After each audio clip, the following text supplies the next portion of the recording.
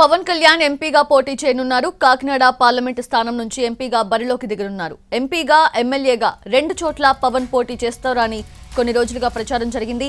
BJP పెద్దల సూచనతో ఎంపీగా పోటీ చేయనున్నారు పవన్ కళ్యాణ్. గతంలో పలుమార్లు కాకినాడ లోక్సభ నియోజకవర్గ నేతలతో సమావేశమైన పవన్ తన పోటీ విషయాన్ని చెప్పకుండానే నేతలను పరిస్థితిపై ఆరా తీశారు. కాకినాడ లోక్సభ పరిధిలో జనసేనకు బలమైన ఓటు బ్యాంకు ఉంది అంటున్నాయి సర్వేస్. కాకినాడ పార్లమెంటు పరిధిలో 7 అసెంబ్లీ స్థానాలున్నాయి. తుని, ప్రతిపాడు, పిఠాపురం, కాకినాడ, జగ్గంపేట, పెద్దాపురం స్థానాలున్నాయి.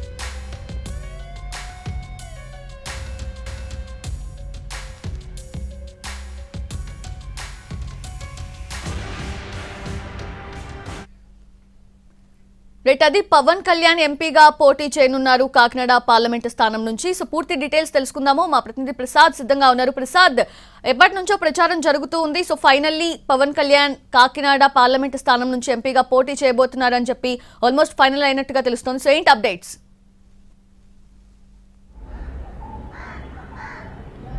ముందుగా అనకాపల్లి నుంచి పవన్ కళ్యాణ్ సోదరుడు నాగబాబు లోక్సభకు పోటీ చేస్తారని చెప్పి అనుకున్నారు. అయితే అది కాకుండా ఇప్పుడు మారిన పరిస్థితుల్లో 2 స్థానాలే జనసేనకు దక్కడం జరిగింది. ఆ మేరకు జనసేన కాకినాడ నుంచి పోటీ చేయటందుకు గాను నిర్ణయం తీసుకోవడం జరిగింది.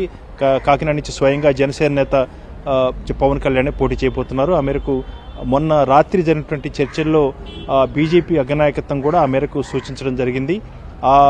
మొన్న జరిగినటువంటి రాత్రి సమావేశంలో గంటన్నర పాటు జరిగిన సమావేశంలో పూర్తి స్థాయిలో కార్యాచరణ ఏర్పాటు చేసుకోవడం కూడా జరిగింది. ఏ రకంగా అధికారంలోకి వస్తే ఎవరు ఏ రకంగా ఉండాలన్న అంశాన్నిపై కూడా స్థూలంగా చర్చించడం జరిగింది. అందులో భాగంగానే కాకినాడ నుంచి లోక్సభకు పోటీ చేయడం ద్వారా మోడీ ప్రభుత్వంలో కేంద్ర మంత్రిగా పవన్ కళ్యాణ్కు స్థానం దక్కుతుందన్న అంశాన్ని కూడా అక్కడ ప్రస్తావించడం జరిగింది. ఆ మేరకు కాకినాడ లోక్సభ స్థానం నుంచి పవన్ కళ్యాణ్ పోటీ చేస్తారు. ఇకపోతే మరొక స్థానం నరసాపురం కూడా జనసేనకే కేటాయించడం జరిగింది. ఆ మేరకు నరసాపురం స్థానం నుంచి కూడా జనసేన పోటీ చేస్తుంది.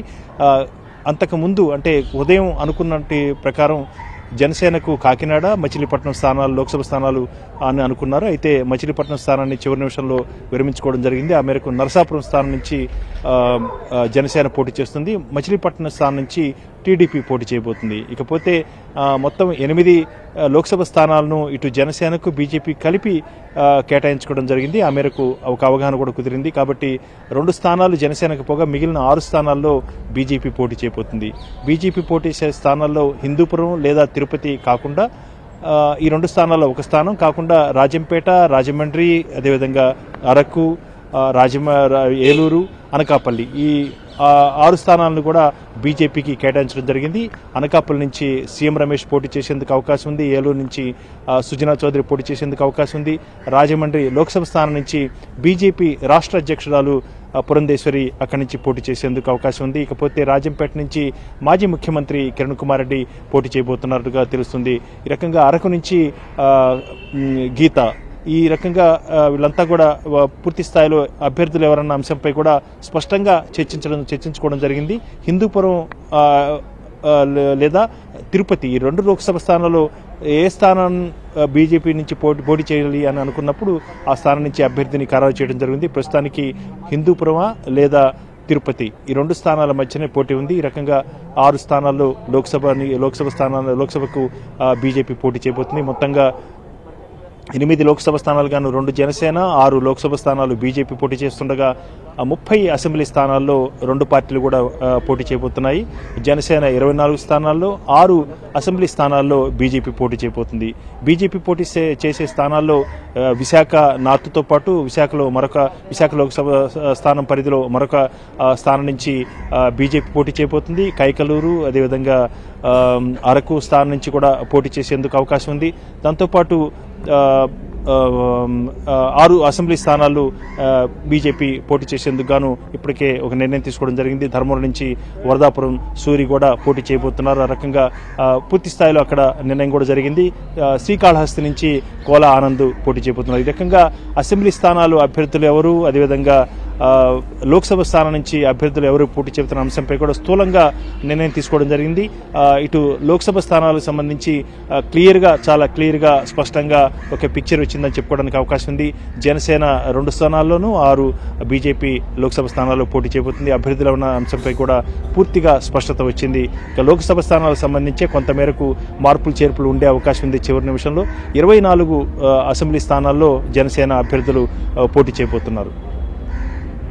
అంటే ప్రసాద్, పవన్ కళ్యాణ్ కాకినాడ ఎంపీగా పోటీ చేయనున్నారు అనేది బీజేపీ పెద్దల సూచనతో చేస్తున్నారని అయితే ఇప్పుడు చెప్తున్నారు. కానీ గతంలో మనం చూసుకున్నట్లయితే కాకినాడ లోక్సభ నియోజకవర్గ నేతలతో పలుమార్లు పవన్ కళ్యాణ్ సమావేశం అవ్వడం మనం చూసాం. అంటే బయట పెట్టకపోయినా ఇదే ఆలోచన ఫస్ట్ నుంచి ఉంది అని అనుకోవచ్చా? అదే అర్థమవుతోంది. What you say?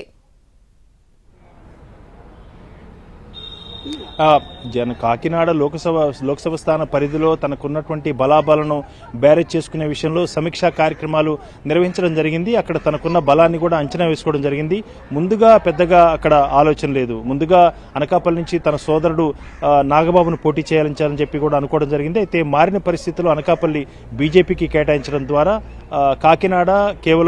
కాకినాడను అదేవిధంగా నరసాపురం స్థానం ముందుగా అనుకున్న మచిలీపట్నం కూడా కాకుండా నరసాపురం స్థానం కేటాయించడం. కాబట్టి మారిన పరిస్థితుల్లో అక్కడ కాకినాడ నుంచి లోక్సభకు స్థానానికి పవన్ కళ్యాణ్ని రంగంలో దించాలని చెప్పి ఉమ్మడిగా తీసుకున్న నిర్ణయం అది. బీజేపీ అధిష్టానం అగ్రనాయకత్వం కూడా ఆ మేరకు సూచించడం జరిగింది. చూచాయిగా కార్యాచరణ అన్నది అందుకనే మొన్న రాత్రి జరిగినటువంటి సమావేశంలో కార్యాచరణ ఏ రకంగా అధికారంలోకి వస్తే ఎక్కడ ఏ రకంగా ఉండాలన్న అంశాన్ని అన్నింటినీ కూడా స్థూలంగా చర్చించడం జరిగింది. ఇది ఖచ్చితంగా అధికారంలోకి వస్తే ఎవరు మంత్రులు అవ్వాలి లేకపోతే ఎంతమంది అది కాకుండా కూడా స్థూలంగా ఏ రకంగా అధికారాన్ని పంచుకోవాలన్న అంశంపై కూడా చర్చకు వచ్చింది. ఆ చర్చల్లో భాగంగానే కాకినాడ లోక్సభ స్థానం నుంచి కనుక పవన్ కళ్యాణ్ పోటీ చేస్తే జనసేన అధినేతగా ఎన్డీఏ భాగస్వామ్య పక్షంగా ఉన్నాడు కాబట్టి బీజేపీతో మిత్రపక్షంగా ఉన్నటువంటి జనసేన అధినేతకు కేంద్రంలో మంచి హోదాను కల్పించాలని చెప్పి అగ్రనాయకత్వం ఆలోచిస్తుంది బీజేపీ.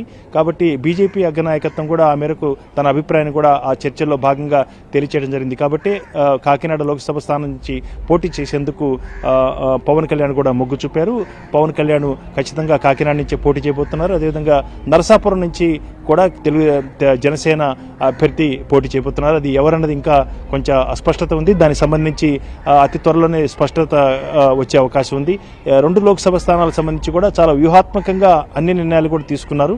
కాబట్టి ఇటు బీజేపీ, జనసేన, టీడీపీ ముగ్గురు కూడా సంయుక్తంగా ఉమ్మడిగా తీసుకున్న నిర్ణయాల మేరకు చేసుకున్నటువంటి కార్యాచరణ ప్రణాళిక ఆధారంగానే అన్ని నిర్ణయాలు జరుగుతున్నాయి. అందులో భాగంగానే ఈ నిర్ణయాలన్నీ ఉన్నాయి. కాబట్టి ఉమ్మడిగా పోటీ చేసేందుకు అందరూ కూడా సిద్ధమయ్యారు. వ్యూహాత్మకంగా వాళ్ళకు ఉన్నటువంటి బలాబలను ఆధారం చేసుకునే సీట్ల కేటాయింపులు కూడా జరిగాయి. ఒక రకంగా అధికారంలోకి రావాలన్న ఏకైక లక్ష్యంతోనే ఆ మేరకు కొంతమేరకు సర్దుబాటు చేసుకుని కొన్ని త్యాగాలు చేసుకోవడం కూడా జరిగింది. ఆ మేరకు బీజేపీ మోహన్లో తొలుత 10 లోక్సభ స్థానాల్లో పోటీ చేయాలని చెప్పి అనుకున్నది. అయితే అందులో భాగంగానే కొంతమేరకు సర్దుబాటు చేసుకుని తన స్థానాలను తగ్గించుకోవడం జరిగింది. ముఖ్యంగా విజయవాడ, విశాఖ స్థానాన్ని చాలా గట్టిగా కోరుకుంది బీజేపీ. కాబట్టి కొన్ని మేరకు సర్దుబాటు చేసుకోవడం ద్వారా ఈ రకంగా ఒక ఒప్పందం అవగాహన కుదిరింది. కాబట్టి 6 లోక్సభ స్థానాలు బీజేపీ, 2 లోక్సభ స్థానాలు జనసేన, 24 అసెంబ్లీ స్థానాలు జనసేన, అదేవిధంగా 6 అసెంబ్లీ స్థానాల్లో బీజేపీ పోటీ చేయబోతుంది. మిగిలిన అన్ని స్థానాల్లో కూడా టీడీపీ పోటీ చేయబోతుంది. సంయుక్తంగా ఉమ్మడిగా కూటమిగా బలీయమైనటువంటి రాజకీయ శక్తిగా వచ్చే ఎన్నికల్లో లోక్సభ అసెంబ్లీ ఎన్నికల్లో పోటీ చేయబోతుంది ఈ కొత్తగా ఏర్పడినటువంటి కూటమి. Yes, Prasad, thank you. Thanks for the live updates.